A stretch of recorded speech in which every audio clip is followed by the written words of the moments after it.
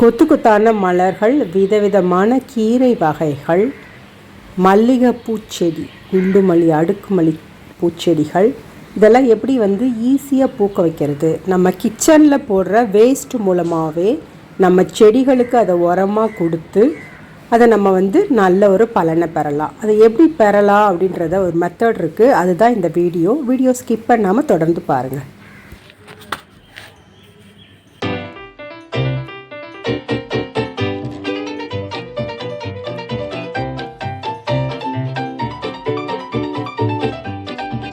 Hi friends, happy morning. இன்றைக்கி ஒரு சூப்பரான கார்டன் விலாக் தான் பார்க்க போகிறோம். என் கார்டனை நான் எப்படி மெயின்டைன் பண்ணுறேன், அதுவும் கிச்சனில் கிடைக்கிற வேஸ்ட்டை வச்சு நான் என்னுடைய கார்டனை நல்லா தலை சூப்பராக செழிப்பாக வளர்க்குறேன். ஸோ அந்த டிப்ஸை தான் இன்றைக்கி நான் உங்களுக்கு சொல்ல போகிறேன். ஃப்ரெண்ட்ஸ், வீடியோ ஸ்கிப் பண்ணாமல் பாருங்கள். அதுபோல் நம்ம சேனல் இது வரைக்கும் சப்ஸ்கிரைப் பண்ணாமல் பார்க்குறீங்க, இப்போ தான் முறையை பார்க்குறீங்கன்னா நம்ம சேனலை சப்ஸ்கிரைப் பண்ணிவிட்டு பக்கத்தில் இருக்க பெல் பட்டனை அழுத்திக்கோங்க. அப்போ தான் நான் போடுற புது வீடியோக்கள் உங்களை சேரும். வாங்க இந்த டிப்ஸ் எல்லாம் என்னன்னு பார்க்கலாம். இந்த மாதிரி நம்ம காய்கறி தோட்டமாக இருக்கட்டும், இல்லை மூலிகையாகட்டும், கீரையாகட்டும், நம்ம மாடி தோட்டத்தில் செழித்து வளர்கிறதுக்கு நம்ம என்ன பண்ணலான்னா, நம்ம கிச்சனில் நம்ம எடுக்கிற எல்லா பொருட்களும், காய்கறி தோல், பழத்தோல், அரிசி கழுவின தண்ணி, முட்டை ஓடு, இதெல்லாம் நம்ம சேகரித்து வைக்க போகிறோம். எத்தனை நாள் சேகரித்து வைக்க போகிறோன்றது தான் இந்த வீடியோ. அதை எப்படி பதப்படுத்தினா சரியானபடி நம்ம அந்த செடிகளுக்கு ஊட்டச்சத்து மிக்கதாக மாற்றலாம் அப்படின்றது தான் இந்த வீடியோ. இந்த வீடியோவில் பார்த்திங்கன்னா நான் காய்கறி கழிவுகளை நல்லா சோப் பண்ணி வைக்க போகிறேன். கிட்டத்தட்ட ஒரு 3 நாள் போதும் அது மாதிரி பண்ணிவிட்டு அதுக்கப்புறம் அந்த காய்கறி தண்ணியை எப்படி ஃபில்டர் பண்ணணும், எப்படி அதை பயன்படுத்தணும்னு சொல்கிறேன். ஒரு பக்கெட்டில் நம்ம வேஸ்ட் பண்ணுற எல்லா இதையும், காய்கறி கழிவுகளையும் அதில் ஊற வச்சிடணும். நான் இன்றைக்கி பார்த்திங்கன்னா பீட்ரூட்டு, பப்பாளி, முட்டைத்தோல், அப்புறம் பழங்கள் கட் பண்ணது, இதெல்லாம் இந்த பச்சை கலர் பக்கெட்டில் எல்லாத்தையும் போட்டுட்டு அரிசி கழுவின தண்ணி எல்லாத்தையும் போட்டுட்டு 3 நாளைக்கு அதை மூடி வச்சுட்டேன். திறக்கக்கூடாது.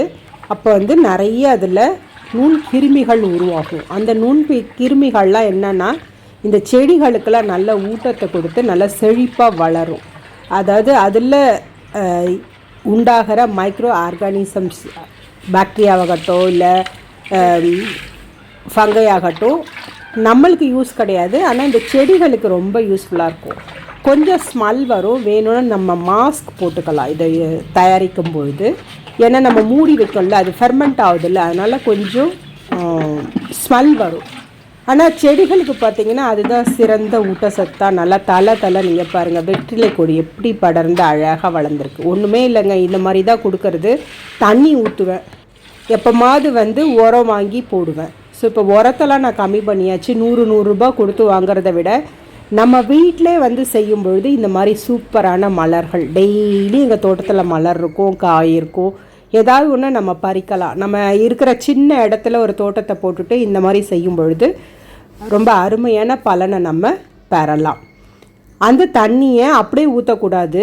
இப்போ 1 லிட்டர் தண்ணி நீங்கள் ஃபில்ட்ரு பண்ணிங்கன்னா அது கூட 6 லிட்ரு இல்லை 5 லிட்ரு சாதா தண்ணியை கலந்துக்கணும். அதுக்கப்புறமேட்டு தான் நம்ம அந்த தண்ணியை பயிர்களுக்கு கொடுக்கணும். நம்ம தண்ணி ஊற்றுறதால, மழை பெய்யறதால இந்த மண்ணில் இருக்க சத்துக்கெல்லாம் அடிச்சிட்டு போயிடுது. ஸோ அந்த மண்ணுக்கு நம்ம அடிக்கடி ஊட்டம் தர வேண்டியதாக இருக்குது. நம்ம அடிக்கடி மண்ணையும் மாற்ற முடியாது. ஓரளவு மேல் மண்ணெல்லாம் மாற்றிட்டு வேறு மண்ணை போடுறோம், உரம் போடுறோம். இதெல்லாம் நான் வருஷத்துக்கோ இல்லை 6 மாதத்துக்கு ஒருக்கோ செஞ்சுட்டு தான் இருக்கேன். ஆனாலும் நம்ம என்ன பண்ணலான்னா, இந்த மாதிரி சாதா தண்ணி ஊற்றுறதுக்கு பதிலாக இந்த மாதிரி நம்ம கிச்சன் வேஸ்ட்டுகளை கலெக்ட் பண்ணி ஊற்றும்பொழுது இந்த மாதிரி பாருங்கள், நல்ல ஒரு 5-6 கத்திரிக்காய் இன்றைக்கி இவ்வளோ பூக்கள் பூத்துருக்கு. அதாவது ஊசி கனகாமரம்னு சொல்லுவோம்ல, இவ்வளோ பூத்துருக்கு. நல்லா 1 முழம் வந்துச்சு. பாலின் வச்சுக்கிட்டாங்க. இதெல்லாம் இப்போ சாதாரணமாக இந்த ஊசி கனகாமரம்லாம் மார்க்கெட்டில் கிடைக்காது, சாதாரண கனகாமரம் தான் கிடைக்கும். ஆனால் இது நல்ல ஒரு கலர்ஃபுல்லான ஒரு பூ. சின்ன வயசில் நாங்கள்லாம் வச்சுக்கிட்டோம். ஸோ நம்ம குழந்தைங்க பயன்பெறணுன்றதுக்காக இந்த செடியை நான் எங்கள் தோட்டத்தில் வச்சுருக்கேன். பாலினுக்கு இதெல்லாம் சொல்லணும், இதெல்லாம் அவளுக்கு செய்யணுன்றதுக்காக சமத்தியான ஈல்டு இன்றைக்கி கிட்டத்தட்ட 1 முழத்துக்கு மேலே வரும்னு நினைக்கிறேன்.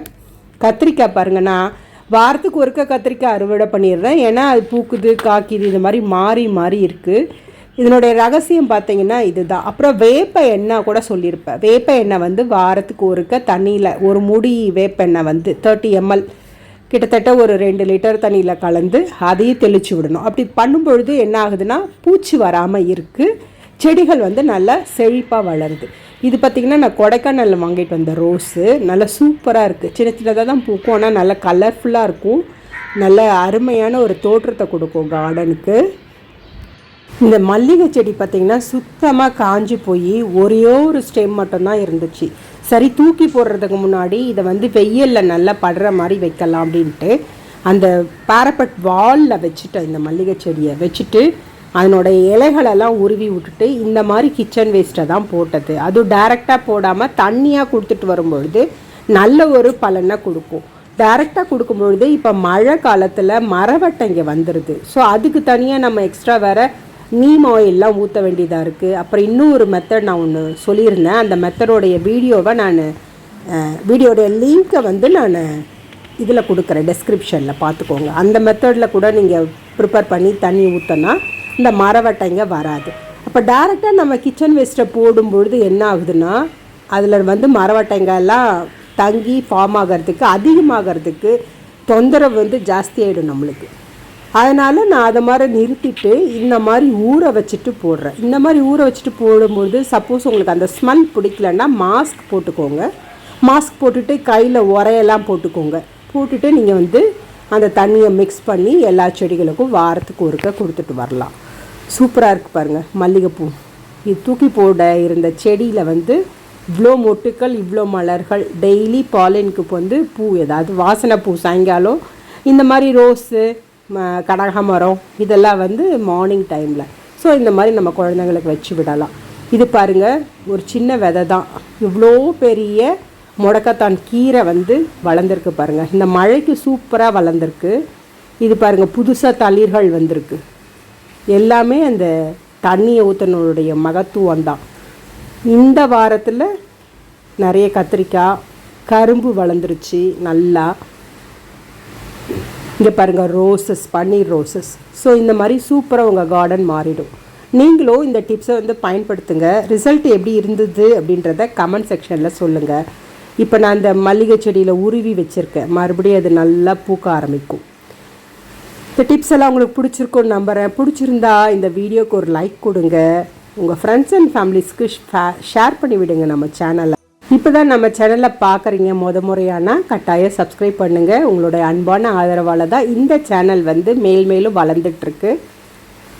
சூப்பரான இன்னொரு வீடியோவில் உங்களை சந்திக்கிறேன். Until bye from Pauline. சென்னையிலலாம் சூப்பராக மழை பெய்யுது. உங்கள் ஊரில் மழையா என்னன்னு சொல்லிட்டு கமெண்ட் செக்ஷனில் சொல்லுங்கள்.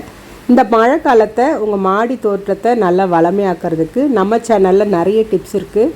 நான் கார்டனிங் சொல்லிட்டு ஒரு பிளேலிஸ்ட் வச்சுருக்கேன். அதில் செக் பண்ணிங்கன்னா உங்களுக்கு நிறைய ஐடியாஸ் கிடைக்கும். இன்னொரு சூப்பரான வீடியோவில் உங்களை சந்திக்கிறேன். Until bye from Pauline. Bye bye, take care. Thank you for வாட்சிங் ஃப்ரெண்ட்ஸ்.